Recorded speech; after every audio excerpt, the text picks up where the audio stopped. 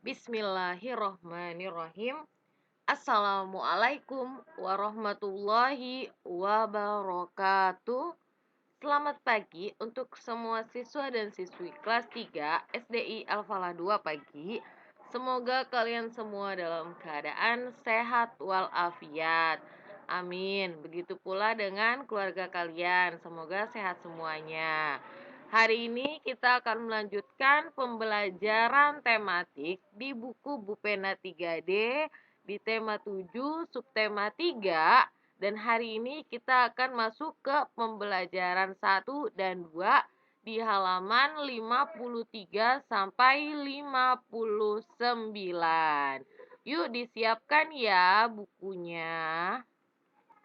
Di pembelajaran 1 dan 2 subtema 3 tema 7 di buku Bupena 3D ada 5 pembelajaran, yaitu bahasa Indonesia, matematika, SBDP, PPKN, dan juga PJOK. Sekarang kita langsung masuk ke halaman 53, menentukan informasi dari teks tentang perkembangan teknologi komunikasi. Sebelumnya kita sudah belajar ya di subtema 2 itu teknologi sandang ya atau pakaian, dan di subtema 1 kita sudah belajar teknologi pangan atau makanan. Nah, di subtema 3 ini kita akan belajar tentang teknologi komunikasi. Teksnya ya di buku kalian itu berjudul adalah sinyal asap. Oke, diperhatikan ya. Sebelum ada perkembangan teknologi komunikasi seperti saat ini, manusia berkomunikasi menggunakan sinyal asap. Sinyal asap pertama kali digunakan pada zaman Yunani, tahun 522 sampai 486 sebelum Masehi.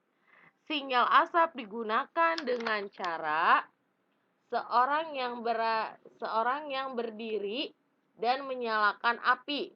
Seseorang tersebut membuat pesan dari asap yang ditimbulkan oleh api tersebut. Pesan akan diterima dan dimengerti oleh orang-orang yang dituju. Pada zaman Tiongkok kuno, sinyal asap digunakan oleh para tentara yang berjaga di tembok besar Tiongkok. Sinyal asap yang digunakan mereka untuk saling mengingatkan jika ada serangan musuh. Sinyal asap dikirim dari satu menara ke menara lainnya. Saat ini, komunikasi menggunakan sinyal asap masih dapat ditemui di kota Roma, Italia. Sinyal asap digunakan untuk menandakan terpilihnya paus yang baru. Nah, paus di sini bukan ikan ya atau hewan. Asap putih yang keluar dari cerobong asap gereja menandakan bahwa paus baru telah terpilih. Nah, itu adalah cerita yang berjudul sinyal asap. Ya, selanjutnya kita akan menjawab soal-soal berikut berdasarkan teks. Jika nanti jawabannya kamu tidak muat dituliskan di buku Bupena, kalian boleh menuliskannya di buku catatan kalian. Nomor 1, amatilah kata-kata yang digarisbawahi. Ya, tadi ada beberapa kata yang digarisbawahi. Kemudian kita cari di KBBI, Kamus Besar Bahasa Indonesia.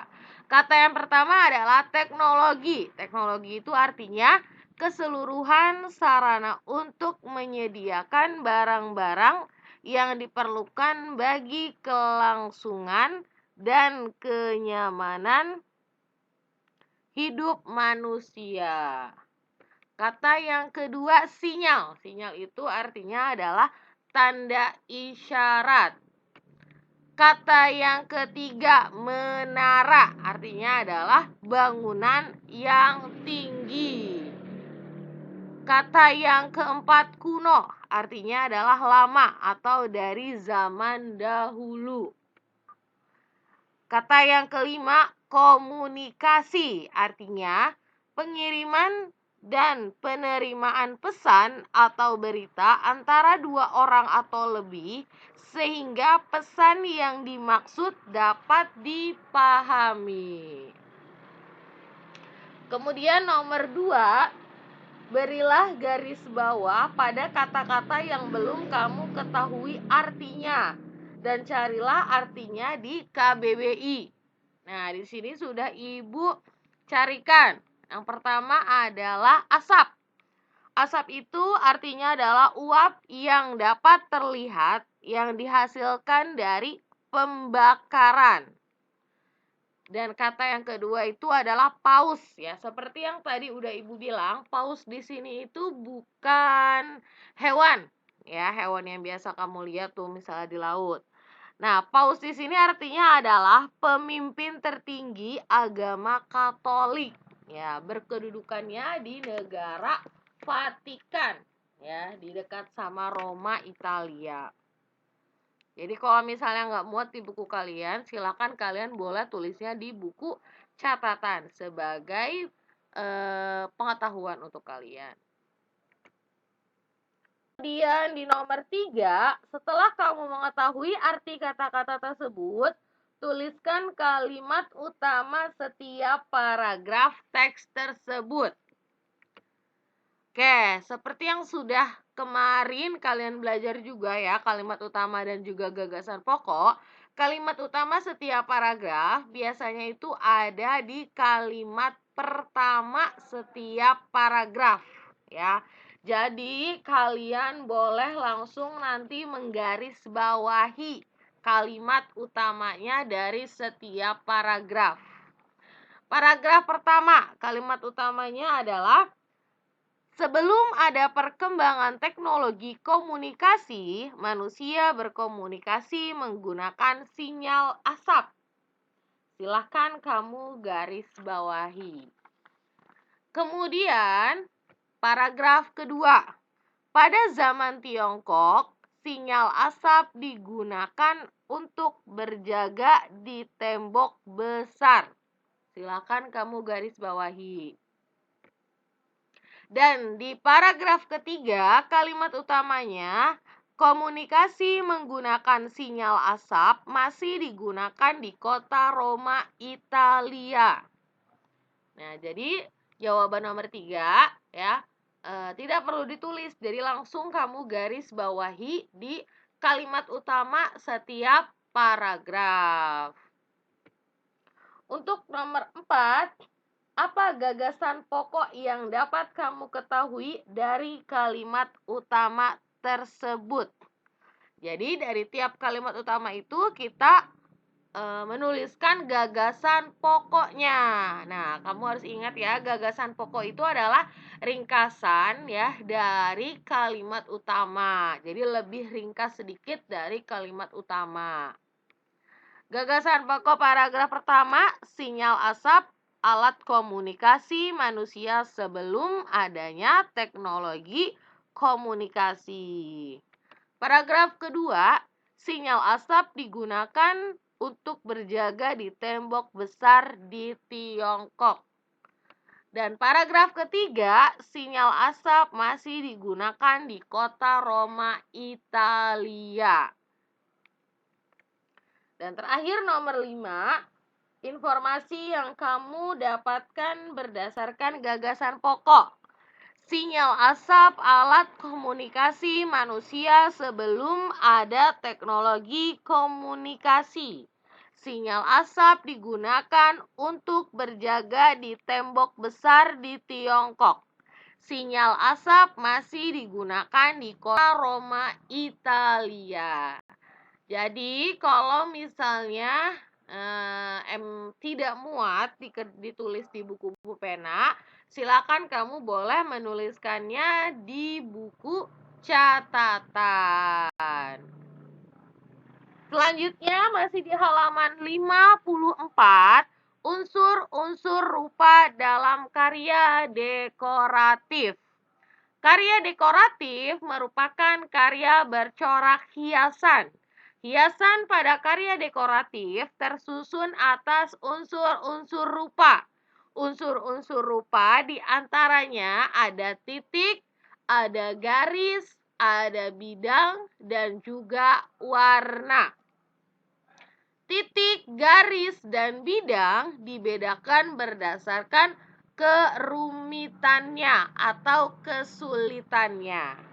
Sedangkan warna dibedakan menjadi warna primer dan juga warna sekunder. Kalian sudah tahu ya, warna primer itu adalah warna dasar. Warna dasar adalah merah, kuning, dan juga biru. Sedangkan warna sekunder itu adalah gabungan dari dua warna primer. Warna sekunder ada banyak macamnya. Ada warna hijau, ada warna ungu, oranye, toska, dan juga warna krem. Karya dekoratif dapat dibuat untuk menghias benda. Nah, benda-benda yang dihias adalah buatan tangan atau handmade. Nah, benda-benda yang dihias dengan karya dekoratif contohnya adalah poster, kartu pos, surat, ataupun kartu ucapan. Ya, Ibu yakin kalian pernah punya ya, pernah lihat poster, pernah lihat kartu pos, surat, ataupun kartu ucapan. Nah, itu merupakan salah satu contoh dari karya dekoratif karena mengandung dari unsur rupa yaitu titik, garis, bidang, dan juga warna. Nah, di buku kalian di halaman 55 paling bawah itu ada kotak kosong ya. Di sini tugas kalian adalah menghias kotaknya itu menjadi karya dekoratif ya. Bebas, silahkan kalian menggambarnya ya, membuat gambarnya, setelah itu diwarnai.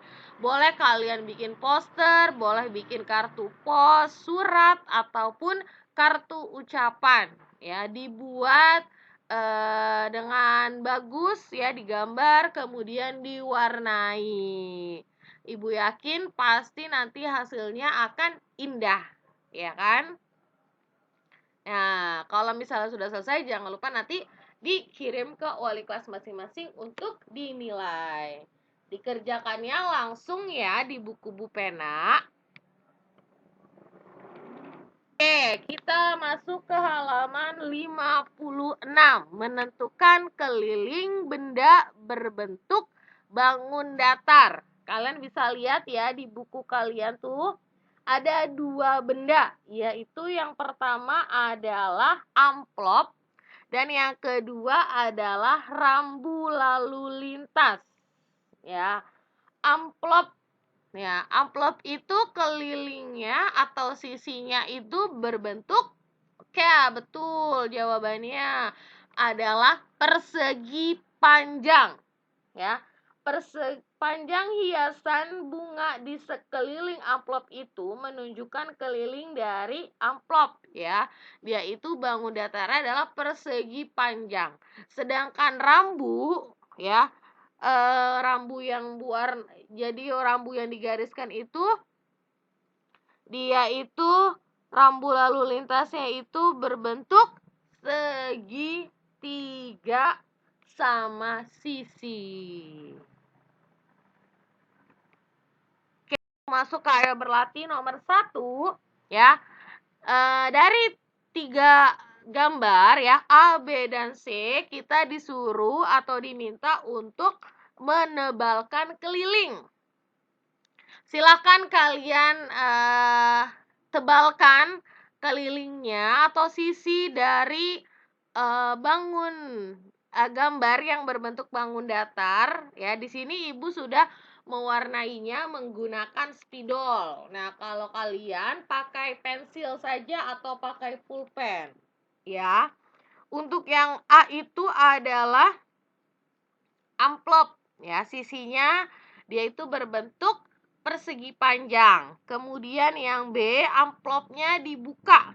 Jadi bentuknya seperti segi 5. Dan yang C itu rambu ya, bentuknya itu segitiga. Jadi silakan kamu ikuti keliling dari bangunnya ya. Silakan kamu garis, boleh pakai pulpen ataupun pakai pensil. Kalau pakai krayon jangan ya, karena krayon itu agak tebal. Takutnya nanti malah jadi keluar garis. Nomor 2 ya, masih sama. Di sini kamu diminta untuk mewarnainya. Jadi sama keliling dari bangun datarnya, luarnya. Yang pertama itu adalah segitiga siku-siku. Silahkan kamu garis sisi luarnya. Di sini ibu juga memakai spidol berwarna agar lebih terlihat. Kemudian yang B itu ya bangun datar. Cuman dia banyak sisinya. Silakan kamu garis pakai pensil atau pakai pulpen. Terus yang C itu adalah segi 6. Dan yang D itu seperti tanda panah ya, kanan dan kiri. Silakan kamu garis ya atau kamu warnai sisi luarnya. Oke, selanjutnya masuk ke halaman 57 menjelaskan informasi dari teks tentang perkembangan teknologi komunikasi. Judulnya adalah Kentungan sebagai alat komunikasi tradisional. Disimak ya. Kentungan merupakan salah satu alat komunikasi tradisional. Awalnya, kentungan berfungsi sebagai alat komunikasi dari Tiongkok. Mereka menggunakannya pada upacara ritual keagamaan. Kentungan sudah dikenal di Indonesia sejak zaman dahulu. Kentungan sudah ada di Nusantara sejak masa kerajaan Majapahit.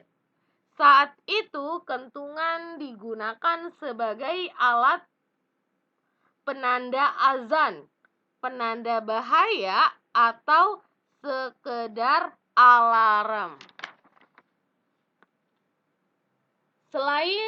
Seiring perkembangan teknologi komunikasi, kini kentungan sudah jarang digunakan. Hal ini karena suara kentungan dianggap tidak cukup keras, sehingga masyarakat beralih menggunakan pengeras suara yang lebih modern. Walaupun demikian, kentungan tidak benar-benar punah. Beberapa daerah di Indonesia masih menggunakan kentungan sebagai alat komunikasi. Pasti kalian pernah lihat ya, meskipun tidak melihat langsung ya, kalian pasti mungkin melihatnya di televisi. Ya, jadi kentungan itu biasanya dipukul untuk menandakan misalnya bahaya, atau zaman dulu itu misalnya suara azan sebelum ada beduk, ya kan? Mungkin di daerah Jakarta sudah agak jarang ya kentungan, tapi mungkin di daerah-daerah atau di desa-desa di luar Jakarta masih ada. Oke, selanjutnya kita kerjakan nomor 1. Carilah arti kosakata yang tercetak miring pada teks di atas. Jadi di teks yang tadi itu ada kata-kata yang tercetak miring dan kita diminta untuk mencari arti katanya. Kalau misalnya jawabannya tidak muat di buku pena, kalian bisa menuliskannya di buku catatan lagi ya. Oke, arti kata yang tercetak miring. Pertama itu adalah tradisional. Artinya adalah menurut tradisi atau adat. Yang kedua, komunikasi. Sama seperti yang sebelumnya.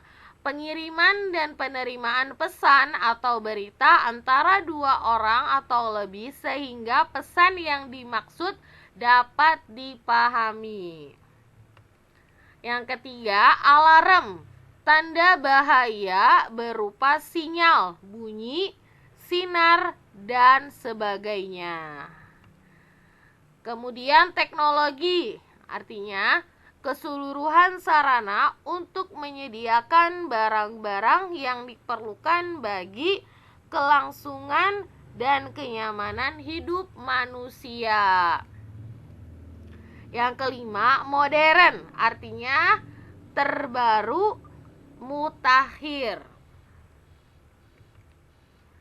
Oke, selanjutnya di nomor 2, di sini ada kita diminta untuk melengkapi kalimat ya. Sudah ada jawabannya, kita disuruh melengkapi. Nah, di sini sudah Ibu tuliskan ya.